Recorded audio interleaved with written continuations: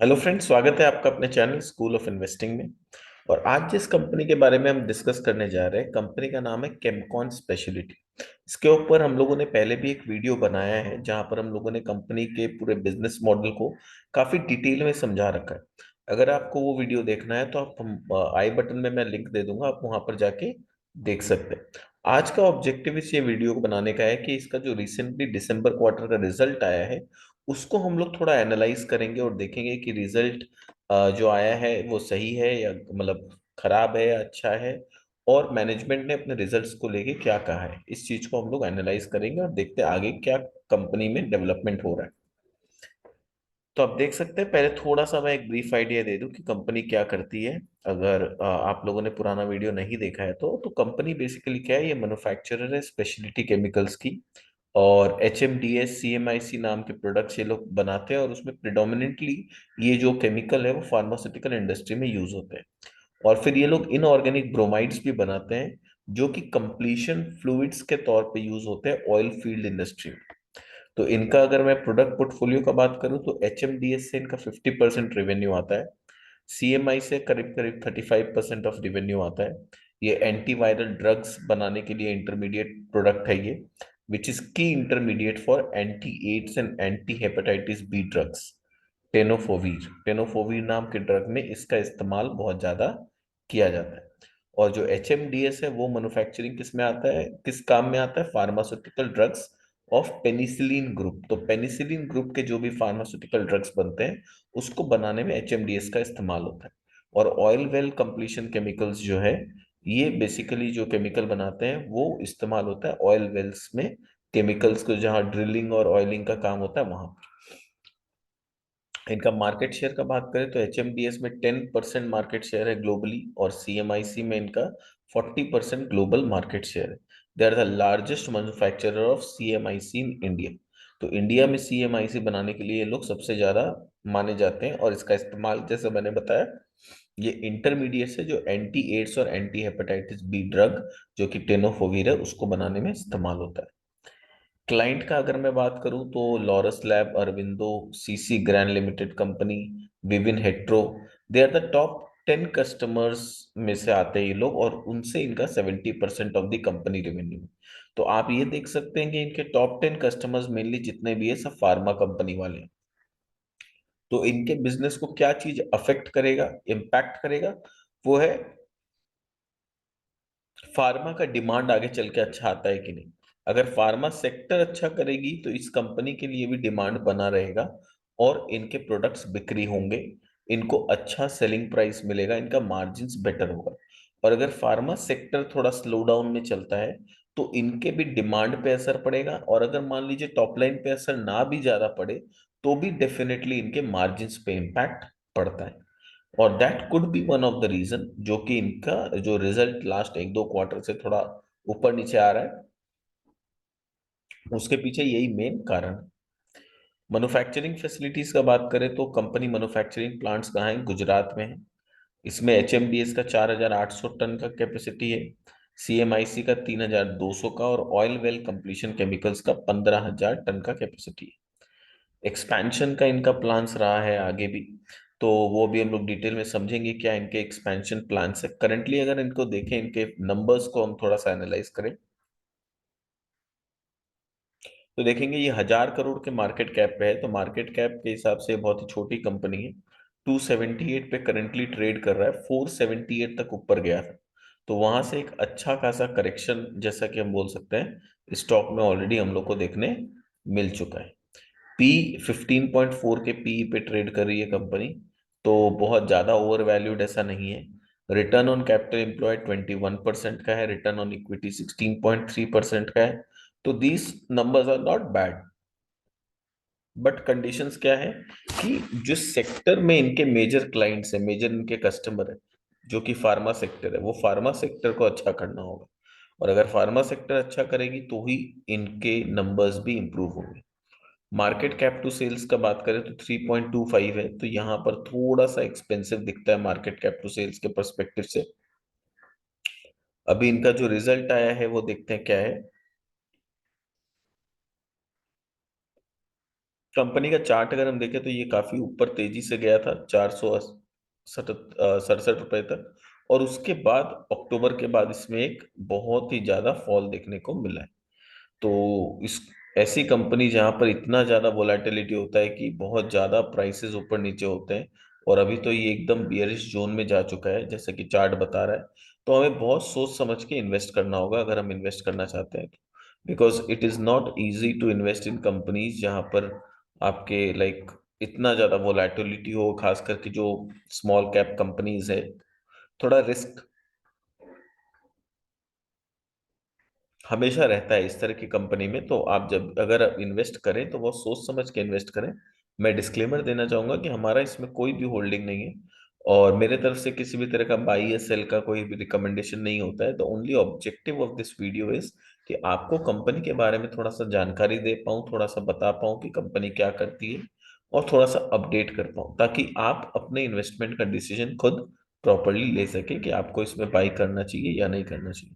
मेरा कोई भी ऑब्जेक्टिव वीडियो बनाने के पीछे ये नहीं होता है कि आपको किसी भी तरह से मैं आपके डिसीजन को इन्फ्लुएंस करूं या आपको किसी भी तरह का कोई रिकमेंडेशन या एडवाइजरी दूं। नहीं, it is the only objective is to educate you about the business of the company, the fundamentals of the company, and company क्या कर रही है और आगे कंपनी के क्या प्लान्स हैं। क्वार्टरली रिजल्ट देखे तो अभी जो दिसंबर में रिजल्ट आया है, टॉप लाइन काफी अच्छा है। 58 करोड़ से बढ़ के 76 करोड़ हुआ। हाँ, मार्च और जून में और भी अच्छे थे, बट अगर पिछले दिसंबर से कंपेयर करें तो 50 करोड़ से बढ़ के 76 करोड़ टॉप लाइन हुआ है। प्रॉब्लम कहाँ पर हुआ है वो देखिए।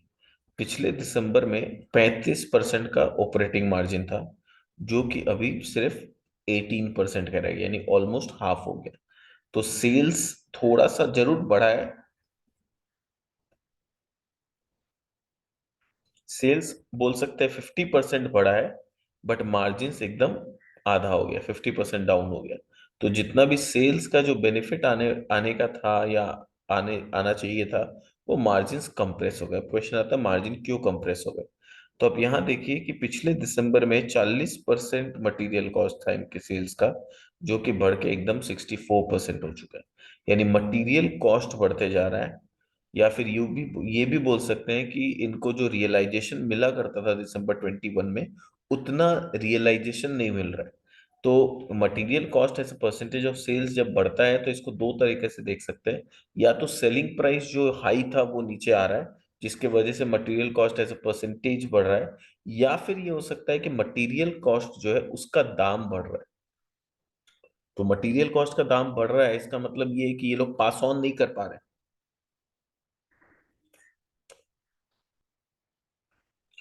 यानी इनके बिजनेस में इनको दिक्कत कहाँ पर आ रही है कि they are unable to pass on the price. अगर मटेरियल के प्राइस बढ़ रहे हैं और ये लोग पास ऑन नहीं कर पा रहे, यानी इनको ज्यादा पैसा देना पड़ रहा है, बट ये लोग प्राइस को पास ऑन नहीं कर पा रहे।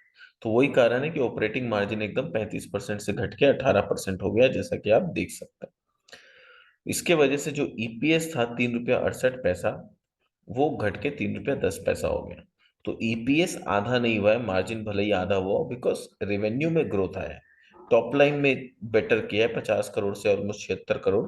इस वजह से ईपीएस जितना गिर सकता था उतना ज्यादा नहीं गिरा है। और अगर पिछले क्वार्टर से कंपेयर करें तो results are better, not bad, कि 2 रुपया का ईपीएस से आज 3 रुपया का ईपीएस हो गया है। बट अगर हिस्टोरिकल परफॉर्मेंस से कंपेयर करें तो रिजल्ट्स काफी खराब हैं। मार्च और जून में रिजल्ट काफी अच्छे आए थे, इनके मार्जिन्स भी अच्छे थे, 31% था, 38% तक का मार्जिन था जून 22 में। बट उसके बाद next 2 quarter they are going down. Growth का बात करें तो पिछले 12 महीने में 31% का सेल्स ग्रोथ आया है, प्रॉफिट ग्रोथ आया है 16% का, बट प्राइस पिछले एक साल में गिरा है। रिटर्न ऑन इक्विटी 10 साल का रिकॉर्ड भी देखे तो 26% का है, which is not bad. Debt का बात करें तो ऐसा कोई डेट नहीं है कंपनी के बुक्स में, सिर्फ 38 करोड़ का बोरोइंग है। उसके अगेंस्ट में कुछ कैश भी हो सकता है। 194 करोड़ का कैश है, तो आप देख सकते हो कि company is a cash rich, net debt free company. तो 194 करोड़ का कैश है बुक्स में, उसके अगेंस्ट में डेट सिर्फ 38 करोड़ का है। तो डेट वाइज कंपनी को किसी भी तरह का कोई दिक्कत नहीं। तो ऐसा फंडामेंटली कंपनी के नंबर्स को देख के ऐसा लग रहा है कि कंपनी को ऑपरेट करने में कोई दिक्कत नहीं है। Problem is only on the macro side. Macro side में शायद डिमांड नहीं आ रहा है या फिर मटेरियल के दाम बढ़ गए हैं, इसको हम लोग को समझना पड़ेगा। और हम लोग देखते हैं कंपनी के मैनेजमेंट ने इस रिजल्ट को लेके क्या बोला है, तब हम लोग को जाके क्लियरिटी आएगा। तो ये समझना बहुत जरूरी है कि मैनेजमेंट ने क्या कहा है। तो आप देख सकते हैं स्क्रीन जो आपके सामने है, मैनेजमेंट क्या कह रही है। मैनेजमेंट का क्या बोलना है? The company has reported resilient performance during the quarter. ठीक है। Revenue of 76 crore, growth of 54% year on year basis, led by increase in realisation and a stronger contribution from export market. तो ये एक दो चीज है जो आपको ध्यान में रखना चाहिए कि कंपनी बोल रही है कि ये जो ग्रोथ आया है टॉप लाइन में, ये इंक्रीज इन रियलाइजेशन की वजह से आया है।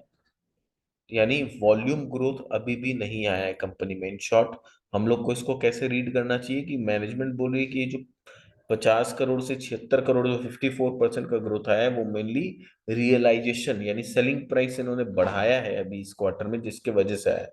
यानी वॉल्यूम ग्रोथ अभी भी मिसिंग है। And a strong contribution from export market, यानी एक्सपोर्ट मार्केट में ये लोग अपने प्राइस को बढ़ा पाए, जिसके वजह से इनको ये टॉप लाइन ग्रोथ देखने मिल रहा है। Our core product HMDC and CMIC business has continued to remain weak। यहाँ पर ये खुद एडमिट कर रहे हैं कि हमारा जो मेन बिजनेस है, जो मेन प्रोडक्ट है, जहां से मेन बिजनेस आता है, that continues to remain weak due to soft demand from pharmaceutical producers in India. तो इनके इंडिया में जो मेजर फार्मास्यूटिकल कस्टमर्स हैं, उनके तरफ से डिमांड नहीं आ रहा है। अब उनके तरफ से अगर इनको डिमांड नहीं आ रहा है, तो हमें रीड कैसे करना होगा कि अगर बैकवर्ड प्लेयर्स को, यानी जो इंटरमीडिएट प्रोवाइड करते हैं, उनको डिमांड फार्मा की तरफ से नहीं आ रहा है, यानी फार्मा का ओवरऑल डिमांड इंडिया में कम है, या इंडिया की जो फार्मास्यूटिकल कंपनीज एक्सपोर्ट किया करती थी, या इंडिया में जितना डिमांड हुआ करता था, वो डिमांड अभी स्लो डाउन पे है, वहां से डिमांड नहीं आ रहा है। इस वजह से इनको भी फार्मास्यूटिकल कंपनीज की तरफ से डिमांड नहीं आ रहा है। We have been able to produce significant growth in both our bromides and new bromobenzene product। तो इनके इसके अलावा भी जो दो मेन सिग्निफिकेंट प्रोडक्ट है, वह ब्रोमाइड्स के प्रोडक्ट और नया ये लोग बना रहे ब्रोमोबेंजीन के product, on the back of healthy demand and better sourcing of की रॉ मटेरियल। और यहाँ पर इनको रेवेन्यू ग्रोथ क्यों देखने मिला है? क्योंकि यहाँ पर डिमांड भी अच्छा है और रॉ मटेरियल भी ये लोग बेटर सोर्स कर पा रहे हैं। ब्रोमोबेंजीन जो कि इनका नया प्रोडक्ट है, वो क्या है? It's a part of organic bromide. यानी ब्रोमाइड जो कि ऑर्गेनिकली बनाया जाता है, उस फैमिली का ऑर्गेनिक ब्रोमाइड का पार्ट है ये। And is receiving good inquiries from global agrochemical players. और ये ऑर्गेनिक ब्रोमाइड्स का इस्तेमाल एग्रोकेमिकल बनाने में यूज होता है, और एग्रोकेमिकल प्लेयर्स से इनको अच्छा खासा डिमांड देखने को मिल रहा है। We are awaiting regulatory approvals of new pharmaceutical chemical guanine. तो इनका एक प्लांट 9 का जो फैसिलिटी है, वहां पर ये लोग एक नया प्रोडक्ट बनाना चाहते हैं, गुआनाइन बोल के। तो ये गुआनाइन जो प्रोडक्ट ये लोग बना रहे हैं, वो कहाँ पर यूज होगा? फार्मास्यूटिकल में। पर उसके लिए अभी तक इनको अप्रूवल नहीं मिला है। इन लोगों ने रेगुलेटरी फाइलिंग्स कर दिया है, उसका अप्रूवल का वेट कर। जैसे ही अप्रूवल मिलेगा, P9 जो यूनिट है इनका, उसमें इसका प्रोडक्शन चालू कर देंगे। And they expect to get a nod from them by the end of this quarter. तो बोल रहे हैं इस क्वार्टर के एंड तक, इस क्वार्टर यानी बाई मार्च, तो दे आर एक्सपेक्टिंग कि बाई मार्च इनको ये मिल जाना चाहिए। लेट्स सी इनको मिलता है कि नहीं मिलता है, that is a separate issue, but they are expecting कि मार्च मार्च 2023 तक इनको ये परमिशन मिल जाएगा। We expect the business momentum of HMDS and CMIC products to revive in coming period। देखिए, ये तो मैनेजमेंट को बोलना ही पड़ेगा। कोई भी मैनेजमेंट सामने से ही नहीं बोलेगा कि हम लोग एक्सपेक्ट नहीं करते हैं कि रिवाइव नहीं करेगा। तो इन सब स्टेटमेंट को we should take it with a pinch of salt. ठीक है ना, बहुत ज्यादा सीरियसली ये सब स्टेटमेंट को हम लोग को नहीं लेना चाहिए। Due to demand supply gap, India imports HMDS and CMICs significantly. Being a global leader in pharmaceutical chemicals, we are well positioned to capitalize। तो बोल रहे हैं कि HMDS और CMIC ऐसे प्रोडक्ट है जिसका इंडिया में काफी डिमांड होता है, और हम लोग मेनली इंपोर्ट पे डिपेंडेंट होते हैं। पर क्योंकि हमारा कैपेसिटी अब बढ़ रहा है, हम अच्छा कर रहे हैं, तो वी आर एक्सपेक्टिंग कि जैसे ही फार्मास्यूटिकल इंडस्ट्री में थोड़ा सा डिमांड आएगा, we expect to get lot of orders और हम हमारी कंपनी के रिजल्ट्स अच्छे हो जाएंगे। We have done meaningful investment over the years to increase the product offering and will continue to do so, creating long term growth. तो बोल रहे हम लोग लॉन्ग टर्म ग्रोथ करेंगे, ये वो ठीक है, तो हर मैनेजमेंट बोलती है। इंपॉर्टेंट चीज जो इनके पूरे बातों से हमें जो निष्कर्ष निकालना है, वो इम्पोर्टेंट ये है कि अभी क्या दिक्कत आ रही है बिजनेस में कि फार्मास्यूटिकल के ऊपर इनका काफी ज्यादा डिपेंडेंस है और फार्मा प्लेयर्स के तरफ से इनको डिमांड नहीं आ रही। और यही कारण है कि इनके जो मार्जिन से काफी घट गए हैं। इस क्वार्टर में जो मार्जिन इंप्रूवमेंट हुआ भी है, वो इसलिए क्योंकि एक्सपोर्ट मार्केट में इन लोगों ने अपने दाम बढ़ाए हैं। तो दाम बढ़ाने की वजह से अगर सेल्स ग्रोथ आया है तो we should not be too happy about it. जब तक वॉल्यूम ग्रोथ के वजह से सेल्स ग्रोथ नहीं आता है ना, तब तक वो ग्रोथ अनसस्टेनेबल होता है। आपने प्राइस बढ़ा दिया, आपका रेवेन्यू बढ़ गया, ठीक है, बट इसका मतलब ये नहीं कि आपका बिजनेस बढ़ गया। आपका बिजनेस आज भी डाउन है क्योंकि वॉल्यूम ग्रोथ नहीं आया है। तो आने वाले एक दो क्वार्टर में देखना होगा कि इनके एग्रोकेमिकल प्रोडक्ट्स कैसा करते हैं और इनके फार्मास्यूटिकल प्रोडक्ट्स जो कि अच्छे प्रोडक्ट हैं, बट क्योंकि फार्मा से डिमांड नहीं आ रहा है, दिस बिजनेस इज सफरिंग।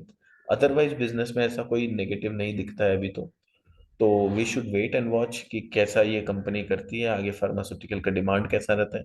उम्मीद करता हूँ आपको समझ में आया होगा कि इनका रिजल्ट्स कैसे इम्पैक्ट हो रहा है, क्या चीज की वजह से इम्पैक्ट हो रहा है, और कैसे इनके रिजल्ट्स आगे चल के बेटर किस कंडीशन में हो सकते हैं।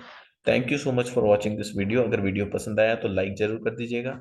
अगर फर्स्ट टाइम आया है हमारे चैनल में तो सब्सक्राइब करना मत भूलिएगा। थैंक यू सो मच, मिलते हैं हमारे नेक्स्ट वीडियो में किसी नई कंपनी के साथ। तब तक के लिए बाय बाय।